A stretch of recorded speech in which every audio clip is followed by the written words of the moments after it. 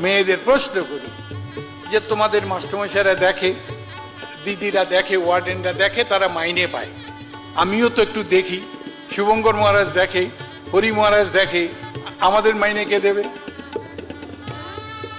আমায় কিছু মাইনে দিতে হবে তো।